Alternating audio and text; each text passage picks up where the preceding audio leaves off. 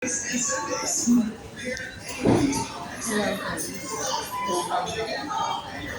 Pagkatapos ko lang kumain. Chicken burger, french fries, and ranch.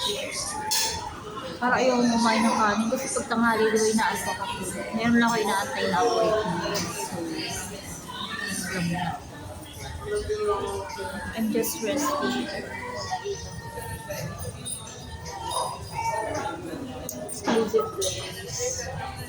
Gusto ko nga i-complay yung yung aking YouTube eh. Kaso wala ba ako oras eh. 4 na lang yung requirement ko sa YouTube. Pero please like and subscribe to my YouTube channel. I-download ko to later. Meron akong gagawin script sa YouTube eh. May maganda akong content na gagawin. Hindi pa nagagawa. So, 4 na yun. Siguro, early next year matapos ko na yun. Pero, nag-runs naman ang YouTube ko.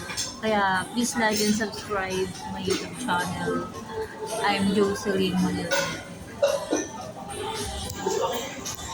Medyo nakaka-recover na ako ng kaunti.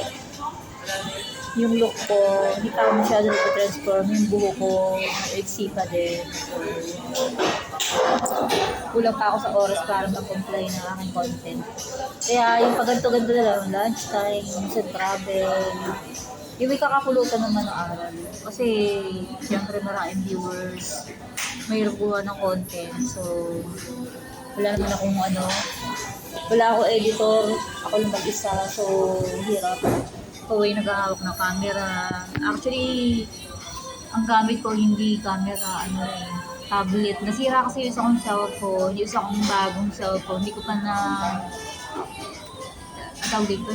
hindi ko pa na-update sa YouTube. So, hindi ko pa siya nagagamit. So, yung tablet yung ginagamit ko mabigat. So, ganito lang. There you go.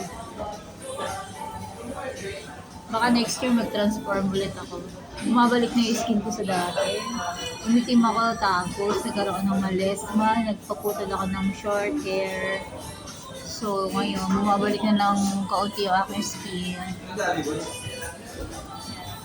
Medyo nagtatransform. Yung salamin ko bago yan guys. Brand new.